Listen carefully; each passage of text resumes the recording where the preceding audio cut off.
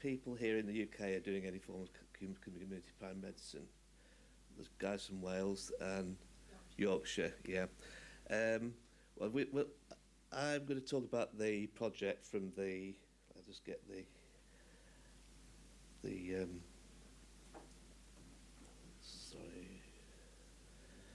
How do you go back to the beginning? There we go. Right, I'm going to give you a quick background to the start of the project and show you what I've been doing as a backroom boy on the project in developing the informatics for measuring improvement. And currently we're in the second year and looking at evaluating the whole project from beginning to end. So I think I'll then hand over to Carol, who will talk about what she's actually done in the role over that whole 2-year period. So this community paramedic role was thought of as an extension of what was called the Pathfinder project before, which was a part of continuing initiatives in providing safer care closer to home. So the focus there is on self-care, and as we took on the 111 contract to provide more of an advice service, that became established in October last year. So we're now looking at providing patient care, really dealing with that whole urgent care agenda in a joined up way. So looking at our geography, you can see what's in that inset, we're a very small part of the whole of Great Britain, but it's a quite varied patch, and as Mike was saying earlier, our region is very condensed. In the north, in the Lake District, that northern region, it's a very remote rural area, yet as you move to the south you've got an area which is very like London, so we share a lot of the same problems as London Ambulance Service. We're dealing with about an eighth of the population, and when this project started, NHS England was already developing some transformation initiatives called Vanguard sites. And we decided it would be a good idea not, whilst we'd have to work with some of those Vanguard sites, we'd have to target other areas. Otherwise, what we're trying to do in our programme might actually be masked by those other transformational efforts. So there's several areas there that, looking at the index of total deprivation, you can see that's clustered around the old mill towns of Lancashire. So we sought to position some of our paramedics in and about those areas where the total deprivation score was pretty high. Similarly, in Liverpool, that very dark area there. Interestingly, if you looked at this area in the south of Cheshire here, we positioned our paramedic on the border for another reason, and that was because we were getting very poor performance on Red 1 and Red 2. So by putting an ACP type responder in there, we hit the Red 1s and Red 2s, but we found after a short while we didn't actually make any difference to non-conveyance because there was nobody to refer into.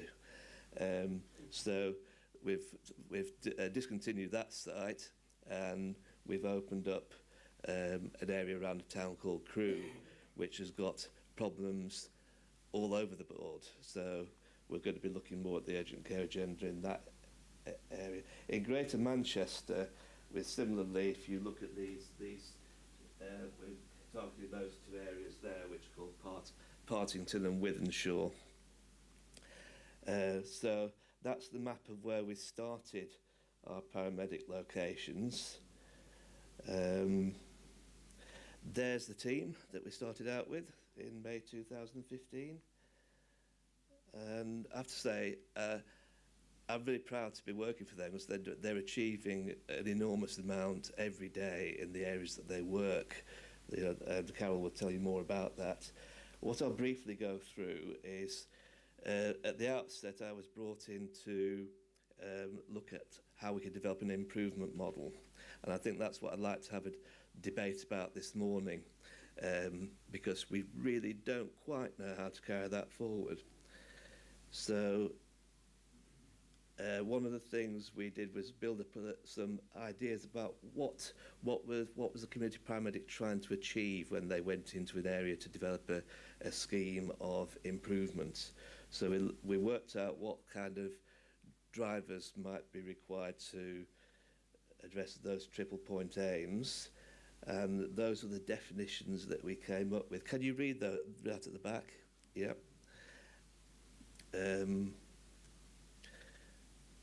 On the technology one, we didn't have too much to go on, but what we did do, working with the external supplier, was a 6-month telehealth trial. That had various problems, but we haven't really got time to talk about that one today.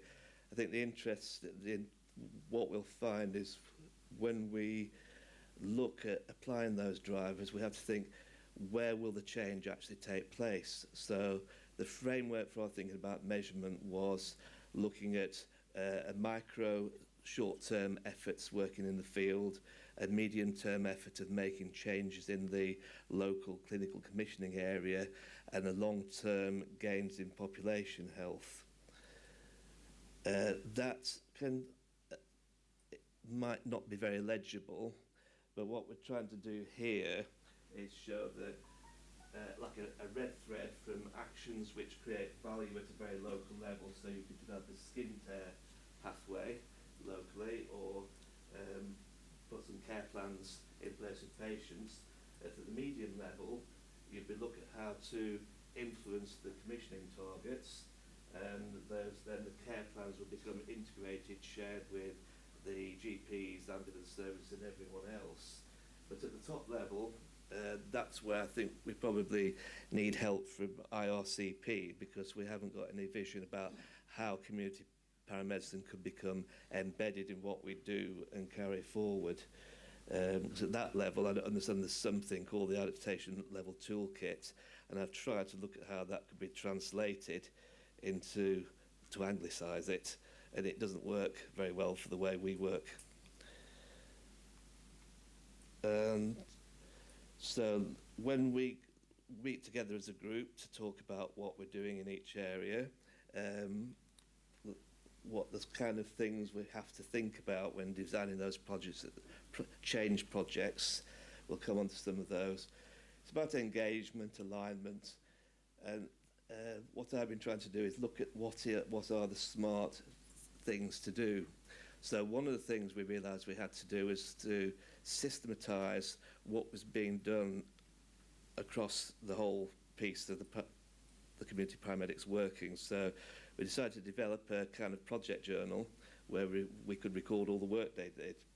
This was not very popular with some people, because my background is management information systems, so I knocked up a project diary for everybody. So they had to write down all their engagements. This is the project diary of the person who hated it most of all when we started the project, but has probably become the most assiduous user. Yep. So from that, we can look at how much time was being spent in those primary drivers. So we found in that first 6 months of the project, and this has continued, most engagement is about developing collaboration. That's a large part of the workload. They also had we could there log all the work done in working with the GP or an urgent care centre, and the kind of information we could get from that was, we found out that yes, loads of face-to-face consultation work, but as time went on, people started to do other things like work on GPs with service improvement plans and general practice. Most people had a host in general practice. 2 people worked out of urgent care centres. Everybody ran kind of projects like trying to place train community first responders, work with putting AEDs in the community, and there were other. From the first 6 months, we narrowed down the kind of projects that were arising, that were emerging from what people needed to do into that list. So you see there's a big community community and patient focus in terms of the spread of projects, but in terms of the time spent on projects, again, they were things to do with working with other system leaders. At the end of the first year, we asked everybody to do a project evaluation for each of the project. So they could just quickly there run through 4 tabs, write something down, give some assessment as to the level of benefits realised, and the kind of improvement measures that arose during that period. I've shown some of the team there. We found that Red 1 and Red 2 performance isn't, what community paramedics do doesn't seem to influence that one jot. But the big thing was non-conveyance rates, followed by HCP admissions activity. Then we had lots of other suggestions as to how improvement might be improved across the boards, like readmission rates.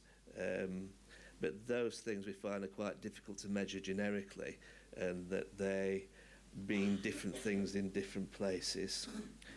So that was my map of, if we're going to look at a composite set of statistics, if you like, for measuring the effectiveness of urgent care, we think non-conveyance, which we can get from our main response system, is central, but there's a lot of other things that co-vary with that we can look at. And these are the kind of things we started looking at, which were exciting. This is probably got everybody realising, yes, community paramedicine can work. And what you can see there, on the left-hand column, we see the gradual improvement in the whole of the NWAS all column of non-conveyance. And that, we think, is probably down due to efforts that the urgent care sector are doing generally. But when we look at each of the areas where we put a community paramedic in, if you look at the blue rectangle, before and after, in many cases you get a sharp rise of between 5 and 11% improvement in that rate. So that could, we have to work out what the factors are, but in a short period of time, given that the different community paramedic projects they have different trajectories, we can't know exactly which ones or which mix is going to be best. Similarly, patient treated scene, I thought there'd be more of a correlation, but there isn't any necessary fix there. We find in a few, in the rural areas, patient treated scene is going to be higher anyway. So there's a correlation there. That's probably a muddier thing to look at. What was interesting was looking at the healthcare, what we call healthcare professional admissions. These can come mainly from GPs, but from other healthcare professionals also. And we had some very significant increases in Knutsford and Millham, where the community paramedic was working in a large or like the main group practice. So they're actually influencing which jobs could be conveyed and which could be referred elsewhere. If we look at the run chart for the day, that's data aggregated over a whole year. For the whole of our organisation, there's been a slight dampening down of the number of those kinds of admissions, which lead to those problems which Matt showed about ambulances waiting out hospitals for hours on end. But where we've put, this is what a CSP, we call them community specialist paramedics, a community paramedic working in an urgent care centre on the edge of a big rural area, has started working with people communicating, and the tail has come down. So they're influencing. We think that is a significant difference, but we need to know whether it's sustainable. In another area where we working in a GP practice, the whole lot is damped down, and we have a really big win there. Then there's other discrete things we measured, like here we did an adaptation of the Manchester triage tool, trained nursing and care home staff to interpret certain things before they made the call. So they had a downsized pathway tool.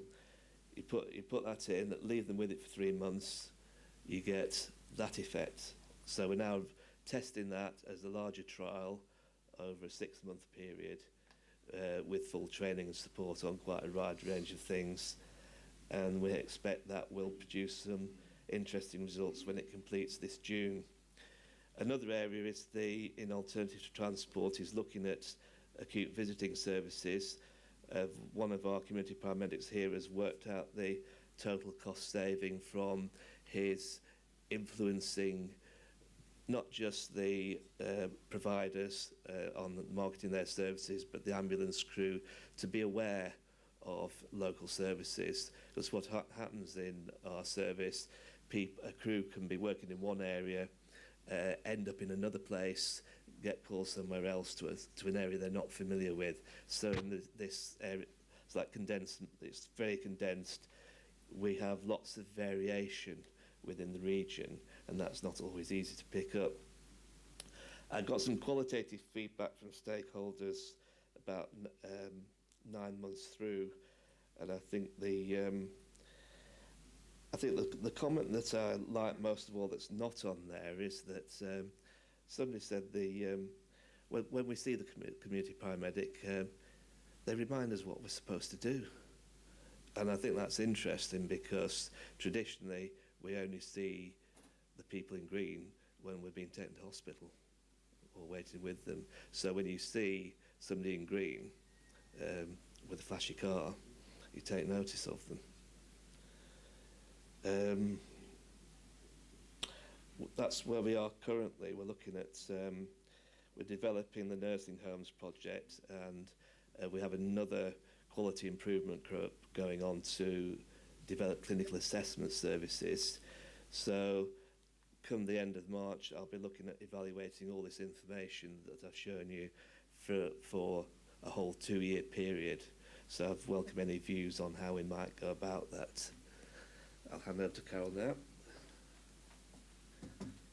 Hello, I'm Carol Robertson. I'm a community paramedic.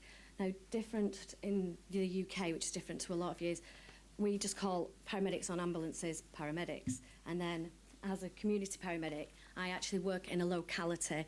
So if you're on an ambulance, you can actually go to the next nearest emergency, no matter how far away that is, whether that's 2 minutes away, whether that's 15 minutes away.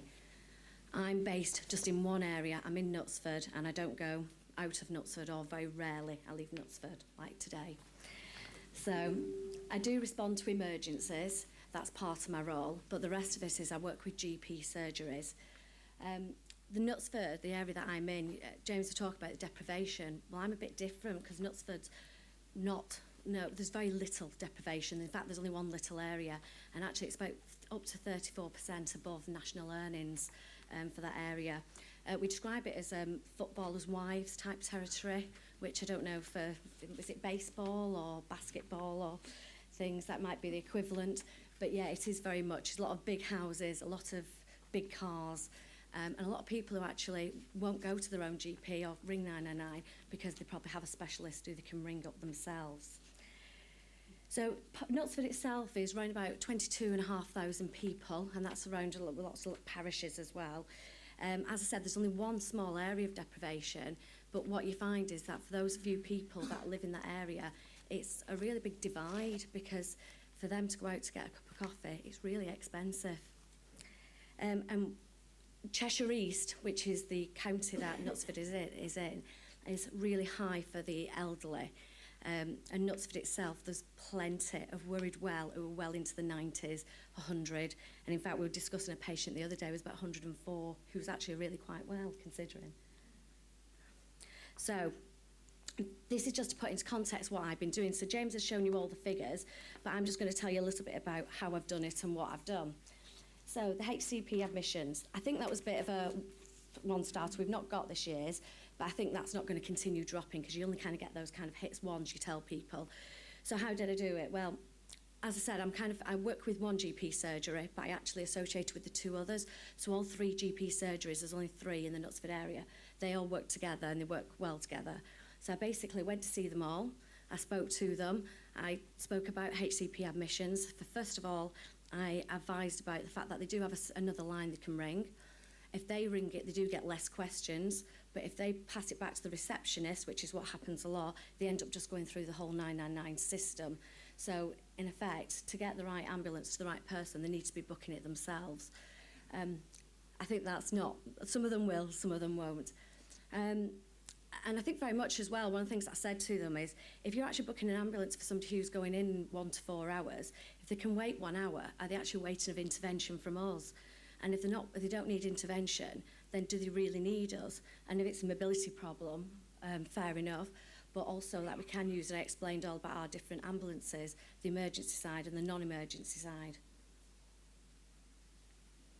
So what we have seen is a bit of flattening in it. I also made the point of the fact that they all have surgeries in the morning. That's how it runs in GP surgeries. They have the surgeries in the morning. One of them normally on telephone triage. They'll all go out, do the visits. They'll get to see patients, then they'll ring for ambulances. So they all ring for ambulances at the same time, from about 11 o'clock till about 4 o'clock. I said this, and the GP straight away just said, "Oh yeah, I've never thought about that." And on one occasion, one GP rang me up to say, "I've asked for an ambulance," and they said they don't think they're going to be able to get one for at least an hour, and I needed it in 20 minutes. And I looked on the system, I said, "Oh, that's because Dr. Suchibody and Dr. Suchibody have just asked for red responses." And straight away the doctor went, "Oh right, yeah, I see. Yeah, I'm sure it'll be fine." And I think it was just a bit of understanding that it's actually their colleagues who are requesting the ambulances at the same time. So it gets them thinking a little bit better, and that in future they can go out and see. The other thing that may affect that as well is the fact that they can send me. So in the past, where they get a call sometimes late at night, this happens a lot with one surgery, normally around 4:30, 10 to 5. They're all in surgery, they can't get out, they get some call that they're really worried about the patient. So if they wait for the doctor to go out and visit later, it's going to be 6, 7:30 sometimes if it's a late surgery. So they'll ring me and I'll sometimes go out and see that patient. So that reduces them just calling 999 by default, because I can go out and see them. But like I say, I think that's a really big figure, and I don't think that will continue. I think that's a one-hit wonder. The next part was the easy hits, the AEDs. When I first went in there, the list I was given to tell me where all these public AEDs are was 9. And to be honest, there was a lot. They were all more or less in the town centre on one street. So you were great if you were arrested in that street. But so I just basically started to try and find out. I went around dentists and I visited all companies just to find out where they are, and I just basically started getting them recorded and onto our system. So if it's on our system, then it means that we can tell people where they are. And the community first responders, we've been in a remote area of Cheshire. We had, and I was very lucky here, and some of my colleagues weren't, but we had a really well-established community first responder team there anyway. They were very well organised, and they already had a plan in place to start looking at trying to recruit others. So I was able to just kind of jump on their bandwagon, but was able to do with a lot of the people that were coming in interested, is to show them how the CFRs work well with ourselves. And we have now gone from 4 when I first started to 10, and we're still trying to recruit, and I still use Twitter to try and recruit people as well. The next thing was education and engagements. This is very much education was around schools, beavers. Then you've got your old people's groups, so all your RVS, we had Good Neighbours, Lions, Masons, all these different groups that meet, and all the schools. So I took every opportunity I could to get into wherever I could, to basically go and speak to them. Not only to teach them, sometimes to give them a demonstration in CPR and how to use an AED, and to highlight the use of them getting their own, but as well so that for the education as well, it's around the ambulance service and what they should expect if they ring 999.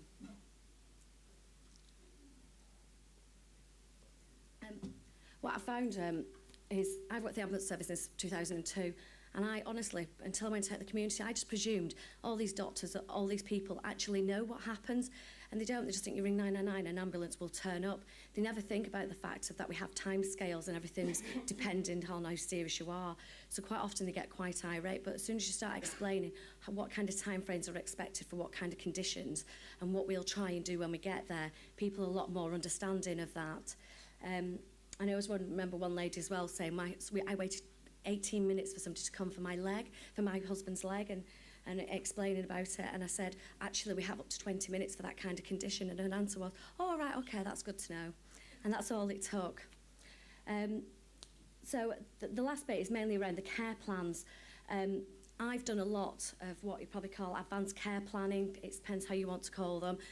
But I do a lot of care plans, and that's what I probably spend the majority of my time doing, trying to convince GPs, community matrons, mental health, everybody to have care plans and to make sure that they write the care plan for the patient, not for themselves, because they can get all that information already. So I'm quite lucky within Cheshire East because they actually adapted information from the North West Ambulance Services care plan. So all the observations and things are already put onto their GP's care plans. So what I'm doing now is trying to get the care homes to use them. So we've got quite a lot of care homes, and what we're trying to describe and more of is a crisis plan, because when it comes down to the ambulance service, we're not just care plans, we are crisis plans. So that's very much. With them, we try and get an action plan. So I try and make sure if you're a COPD, you have your actual COPD plan. If you're heart failure, you have your heart failure plan. And so whatever chronic condition they have, there is something to attach to it. We don't have to rewrite it, we just have to find where it is and make sure they've got it and make sure the patient understands. I think quite often a lot of these things come through the post and people just leave them in the envelopes and don't realise what they're about. So because I go out and see them, so I'll go out and see them for giving flu vaccinations, and I take that opportunity to get all their baseline observations, talk to them about the care plan, tell them what to expect and tell them what to do with it should they need it. And I think that's very much of where it's making a difference. And I know from colleagues that they have said that they've seen a lot more within the area I'm working.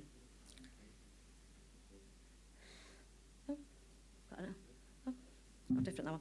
So patient experience, I don't actually have any formal patient experience of what nothing written down. However, from what I understand, from what the GPs tell me, from what colleagues have told me, patients really do like me going out. They don't mind the fact that I'm not a doctor and I go out to see them on behalf of the doctors. They actually like me going out. For one, I'm really thorough. I'm a lot more thorough than what the GPs are. And I'll spend more time with them and I'll listen to them. And I've got that time because I don't have a caseload every day. So my caseload just comes on the day. And I think that's the biggest thing for me, is because I can then just do what's required of me. So ultimately they are really happy. The future, well, my job role actually will end at 31st of March unless we can get funding to continue it.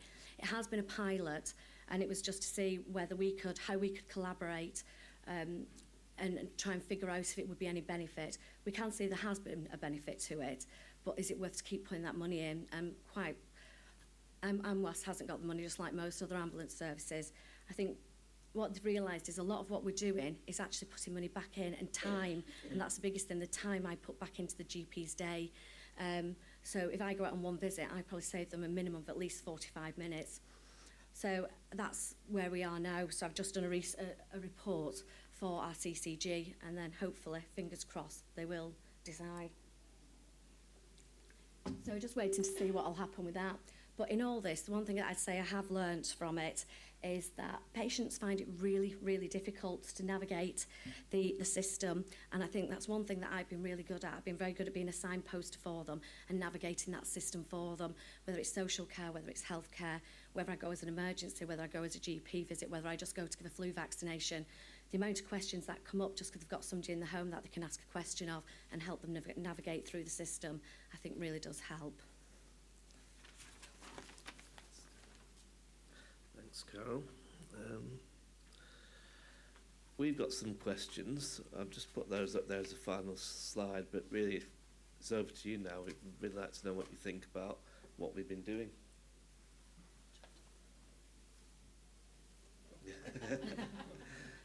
I'm sure we could ask the same question. Yeah. Thank you for your presentation, it's really interesting.